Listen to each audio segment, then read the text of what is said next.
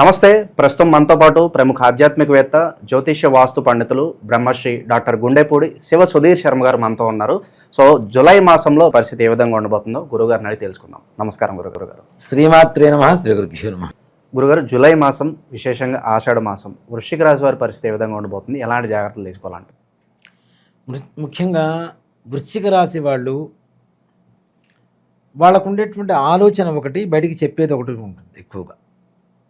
అంటే వీళ్ళనేదో మనం చెడు అని చెప్పడానికి కాదు, గోప్యత ఎక్కువ, రహస్యం, ఏది తొందరగా బయటికి చెప్పరు. కానీ పక్క వాళ్ళ విషయాలు మాత్రం ఆసక్తి ఎక్కువ చూపిస్తుంటారు, తెలుసుకుందాం ఇంకా ఇంకా ఇంకా ఈ రకమైనటువంటి ఆసక్తి ఎక్కువ చూపిస్తుంటారు. వాళ్ళ విషయాలు మాత్రం సస్యమీర బయటికి చెప్పడానికి ఇష్టపడరు తొందరగా. వాళ్ళు ఎట్లా అంటే ఏ మాట చెప్తే ఎదుటి వాళ్ళు ఎలా బయటికి తీసుకెళ్ళి రాంగ్ డైరెక్షన్లో దీన్ని పాస్ చేస్తారో జనాల్లోకి అనేటువంటి ఒక ఎక్కువ డీప్ థింకింగ్ ఎక్కువ ఉంటుంది. అది తొందరగా బయటపడేటువంటి లక్షణాలు ఉండవు వీళ్ళ దగ్గర, అంత ఎక్కువగా గోప్యంగా ఉండేటువంటి లక్షణాలు ఉంటాయి.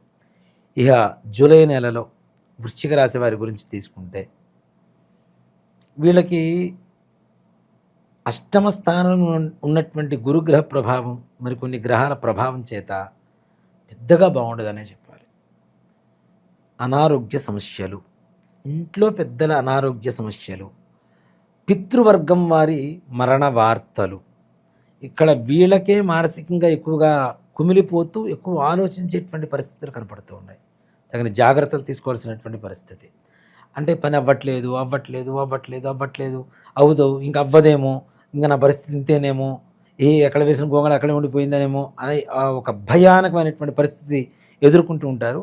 కానీ రాబోయే రోజులు మంచిగా ఉన్నాయి, అది ఒక్కటి ఆలోచించుకొని ధైర్యంగా ఉండి ముందుకు అడుగు వేయండి. వీళ్ళు ఈ వృశ్చిక రాశి వాళ్ళకి ఈ అష్టమ స్థాన గ్రహ ప్రభావం ఏదైతే ఉందో, అవసరానికి డబ్బులు ఏదో చేతికి అందుతుంటాయి, కానీ అవి కూడా ఎక్కువ కాలం నిలబడే అవకాశం ఉండదు. మరలా అప్పు చేయాల్సిన పరిస్థితులు వస్తూ ఉన్నాయి. తద్వారా అప్పులు ఎక్కువ కూలిపోయేటువంటి అవకాశం. అట్లాగే ఎవరిని కదిలిచ్చినా బాగున్నావా అన్నా సరే ఎదుటి వాళ్ళని ఏదో తిడుతున్నారని చెప్పి శత్రుత్వం తెచ్చుకునేటువంటి రోజులు.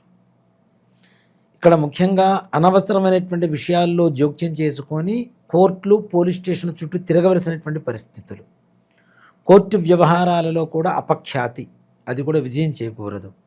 అనవసరమైనటువంటి పరువు నష్టం, పిల్లలు మాట వినరు తొందరగా, ఒక మొండితనం, మూర్ఖత్వం, సంతానం వల్ల కూడా అపఖ్యాతి మూటగట్టుకోవాల్సినటువంటి పరిస్థితి. ఇప్పుడు నా కొడుకు మంచిగా ఉంటే అరే పలానా వాడ అబ్బాయిరా మంచివాడని చెప్పవచ్చు. వాడు ఏదైనా చెడ్డ పని చేశాను అనుకోండి, వాడికంటే ఫస్ట్ పేరు వచ్చేది నాకే, చెడ్డ పేరు. మంచి పేరు వచ్చినా చెడ్డ పేరు వచ్చినా తండ్రికి వస్తుంది కదా, పలానా వాళ్ళ అబ్బాయి అంటారు కదా. సో కాబట్టి ఆ విధంగా కూడా పిల్లల వల్ల కూడా ఎక్కువగా అపఖ్యాతి మూటగట్టుకోవాల్సినటువంటి పరిస్థితులు ఏర్పడుతూ ఉన్నాయి.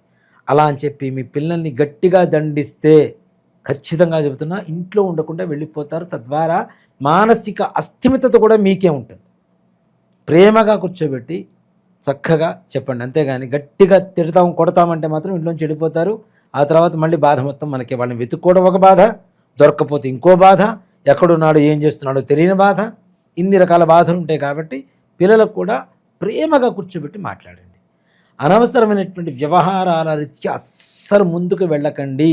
మిమ్మల్ని కూర్చోబెట్టి మధ్యవర్తిగా వ్యవహరించమని చెప్పినా నానా నేను దానికి తగిన వాడు కాదు అని చెప్పి చేతులెత్తి దండం పెట్టి పక్కకు వచ్చి కూర్చోండి. లేనిపోంది నేనే పెద్దవాడిని చెప్పి ముందుకెళ్ళారా జీవితంలో మరలా చిన్నగా ఉండడం తప్పితే పెద్ద మనిషిగా ఎదిగేటువంటి పరిస్థితులు మాత్రం కనపడవు. అంత ప్రమాదకరంగా ఉంది వృశ్చిక రాశి వాళ్ళకి. వివాహం వద్దుగాక వద్దు, దాంట్లో అనుమానమే లేదు. ఈ నెలలో వివాహం గురించి అసలు మాట పట్టించుకోవద్దు. సంతాన యోగం, దీనివల్ల కూడా పెద్దగా ఫలితం కనపడదు. ఇందాక పుట్టిన పిల్లలు ఉంటేనే వాళ్ళ వల్ల అపఖ్యాతం చెప్తున్నాను. అలాంటిది సంతానం కోసం ప్రయత్నించడం కూడా కరెక్ట్ కాదు. రాజకీయ నాయకులకు కూడా గట్టి దెబ్బ తగలబోతుంది, ఎదురు దెబ్బ తగలబోతుంది. తగిన జాగ్రత్తలు వహించడం మంచిది. తద్వారా ఇక్కడ మెయిన్ ఏంటంటే వాళ్ళకు ఉండేటువంటి ఉన్నత స్థానంలో ఉండేటువంటి వాళ్ళు కూడా టక్కన కింద పడిపోవాల్సినటువంటి పరిస్థితి. దీనికి కూడా ఏంటి, వేరే వ్యక్తులే కారణమవుతూ ఉంటారు, ఈ వ్యక్తులే ప్రభావం. కాబట్టి వీళ్ళతో తగిన జాగ్రత్తలు అవసరం. అలాగే విదేశీ ప్రయాణం చేయాలి అనుకునేటువంటి వాళ్ళకి కొంత మేరకు ఊరట. ఇక్కడ 100 మందిలో 50 మంది కూడా చెప్పలేం. దేనికంటే కేతు బాగానే ఉన్నాడు, వెళ్ళొచ్చని చెప్పొచ్చు, కానీ వాళ్ళ వ్యక్తిగత జాతకం ఎలా ఉందో తెలియదు మనకి. ఆ జాతకం చూడకుండా, వ్యక్తిగత జాతకం చూడకుండా ఈ రాశి వాళ్ళందరూ వెళ్ళిపోతారు అని అది కలిసి వస్తుందా లేదా అనేది మనం చెప్పలేము. అంతే కదా. ఇప్పుడు ఈ రాశిలో ఉన్న వాళ్ళందరూ కూడా, వృశ్చిక రాశిలో ఉన్న వాళ్ళందరూ విదేశాలు వెళ్ళిపోతాం అంటే ఇక భారతదేశంలో వృశ్చిక రాశి వాళ్ళు ఎవరు ఉండకూడదు ఇక, అంతే కదా. దాని వాళ్ళ సొంత జాతకం, వ్యక్తిగత జాతకం ఏదైతే ఉంటుందో అది చూసిన తర్వాతనే చెప్పే. కొంతమంది అడుగుతూ ఉంటారు, గురుగారు ఏ పని చేసినా ముందుకెళ్ళట్లేదండి, అంత పెండింగ్ పడుతుంది, మాకు గుడ్ టైం ఎప్పుడు స్టార్ట్ అవుతుందండి. కామన్గా మనం ఎవరు చూసినా అడుగుతూ ఉంటారు మనం సాధారణంగా కదా. ఇది కూడా నన్ను అదే చెప్తాను నేను, ఇవి కూడా తప్పనిసరిగా మనకు ఉండేటువంటి ఇక్కడ ముఖ్యంగా ఇప్పుడు యువత కావచ్చు, పెద్దవాళ్ళు కావచ్చు, వివాహం కావచ్చు, పిల్లలు కావచ్చు, పుట్టిన పిల్లలు ఆరోగ్యవంతంగా ఉండడం కావచ్చు, వాళ్ళు మాట వినేటువంటి పరిస్థితి రావడం కావచ్చు, ఉద్యోగం కావచ్చు, వ్యాపారం కావచ్చు, ఏదైనా సరే ఆరోగ్యంతో సహా మనకు అసలు ఏం బాగుంటలేదు. నిజంగా చెప్పాలంటే ఇప్పుడు ఉన్న వాళ్ళలో ప్రతి ఒక్కరికి ఏదో ఒక రకమైనటువంటి బాధలు అయితే ఉన్నాయి. ఇవన్నీ ఎక్కడి నుంచి వస్తాయి నాన్న? మన అంతటా మనమైతే మనం చేసుకోంగా. నా ఊళ్ళో నా హెల్త్ బాగుండకూడదు, నాకు డబ్బులు రాకూడదు, నాకు ఉద్యోగం రాకూడదు, మనం చేసుకోం కదా. కానీ మన పూర్వీకులు చేసినటువంటి తప్పుల ఫలితాలు ఏవైతే ఉంటాయో అవే ఇప్పుడు మనం అనుభవిస్తున్నటువంటి ఫలితం. వీటిని అంటే పూర్వకాలంలో ఆడవాళ్ళని బాధ పెట్టి ఉండడం కావచ్చు, లేదంటే మగవాళ్లే ఎర్లీ ఏజ్లో చనిపోయి ఉండడం కావచ్చు, ఆడవాళ్ళు ఆత్మహత్య చేసుకునేటువంటి పరిస్థితి వరకు తీసుకురావడం కావచ్చు, యాక్సిడెంట్స్ కావచ్చు, heart problems, kidney problem, liver, brain stroke, ఇట్లాంటివన్నీ కూడా ఈ కారణాల వల్ల మన పూర్వీకులు ఎవరైతే చనిపోయి ఉన్నారో 60 సంవత్సరాల లోపల, అలాగే 2వ పెళ్ళి 3వ పెళ్ళి మన పూర్వీకులు ఎవరైతే చేసుకుని ఉన్నారో, ఇంట్లో భార్య ఉండగా ఇంకో పెళ్లి చేసుకుంటే భార్య బాధపడుతుందా లేదా? అవునా? అత్తామామలు కావచ్చు, భర్త కావచ్చు, మరిది కావచ్చు, అన్నదమ్ములు కావచ్చు, తండ్రి కావచ్చు, ఏ ఒక్కరైనా సరే ఆడవాళ్ళని కష్టపెట్టడం ద్వారా ఆడవాళ్ళ కళ్ళల్లోకి నుంచి వచ్చేటువంటి కన్నీటికి ఎవరైతే కారణమవుతున్నారో ఆ వంశంలో ముఖ్యంగా ఆడవాళ్ళని ఏడిపిస్తేనేమో స్త్రీ శాపం అంటారు, మగవాళ్ళు 60 సంవత్సరాల లోపల చనిపోతే పితృదోషం అంటారు. అలాగే ఈ జూలై మాసంలోనన్నా వృశ్చిక రాశి వాళ్ళు ధనపరంగా జాగ్రత్తగా ఉండండి, ఆరోగ్యపరంగా జాగ్రత్తగా ఉండండి, అలాగే సంతాన విషయంలో జాగ్రత్తగా ఉండండి, కోర్టు వ్యవహారాల రీత్యా జాగ్రత్తగా ఉండండి, పోలీసులు కేసుల రీత్యా వ్యవహారంగా జాగ్రత్తగా ఉండండి, మధ్యవర్తిగా ఉండి బాధపడుతూ ఉండాల్సినటువంటి పరిస్థితి ఉంటుంది, అది జాగ్రత్తగా ఉండండి, అప్పులు ఇవ్వడం కానీ అప్పులు తీసుకోవడం కానీ ఇవి కూడా జాగ్రత్తగా ఉండవలసినటువంటి పరిస్థితులు కనబడుతున్నాయి. చాలా చాలా జాగ్రత్తగా ఉండాలి.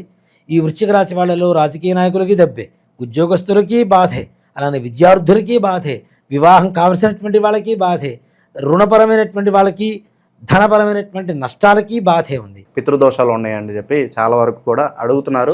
అవునన్ను, పితృదోషం, స్త్రీశాపం, వీటి వల్ల అత్యధికమైనటువంటి బాధలు అనుభవిస్తున్నారు.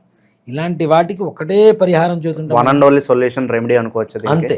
ప్రపంచంలో ఎవరు ఎన్ని చెప్పినా, ఇప్పుడు నేను సుధీర్ శర్మ ఉన్నానండి, సుధీర్ శర్మ లాంటివాడే, సుధీర్ శర్మ కాడు కదా. ఇది కూడా అంతే. చాలామంది చాలా రకాల ప్రయత్నాలు చేస్తున్నారు. అంటే ఎవరికి తోచిన విధంగా వాళ్ళకు చెప్తే అది నిజమైపోదుగా. నిజం చెప్పడమే నిజం కదా. నాకు తోచింది చెప్తే నిజం కాదు, నిజాన్ని చెప్పగలిగితే నిజం అవుతుంది. దీన్ని రకరకాలుగా మారుస్తున్నారు. కానీ గోకర్ణంలో ఉండేటువంటి మోక్షనారాయణ బలి ఏదైతే ఉంటుందో అది అమావాస్య రోజున ఎవరైతే చేయించుకుంటారో వాళ్ళకి సంపూర్ణమైనటువంటి పితృదోష స్త్రీశాప నివారణ, తద్వారా కనీసం వచ్చే సంవత్సరం నాటికి పూజ చేయించుకున్న రోజు నుంచి సంవత్సరం నాటికి వాళ్ళ జీవితం మారటం అనేది తథ్యం తథ్యం సత్యం సత్యం పునఃసత్యం. దాంట్లో ఏ రకమైనటువంటి అనుమానం లేదు నాన్న. దాంట్లో ఎంత గొప్పగా ఉంటుందో అంత గొప్పగా ఉంటుంది. దానికి బెస్ట్ ఎగ్జాంపుల్ నేనే చాలు చూసే జనాలకి. ఎంతోమంది వస్తున్నారు, గురుగారు మీ ఆధ్వర్యంలో మేము కూడా ఆ గోకర్ణ వస్తామండి, పూజ చేయించుకుంటామండి అని చెప్పి చాలా మంచి రెస్పాన్స్ వస్తుంది. సో పర్సనల్గా తప్పనిసరిగా రమ్మని చెప్పండి, అయ్యో తీసుకెళ్తాను. ప్రతి అమావాస్యకి వెళ్తూ ఉంటాం, అమావాస్యకి అక్కడ ఉంటాం, తప్పనిసరి ఇక్కడి నుంచే బయలుదేరుతాం. రాండి, చక్కగా చేయించుకోండి, అన్ని బాధ నివృత్తి కలుగు చేసుకోండి. అక్కడ వివరంగా చేయించేటువంటి గురువు గారిని కూడా ఎంచుకొని మరీ పెడుతూ ఉంటాం మనం, పురోహితులు కూడా.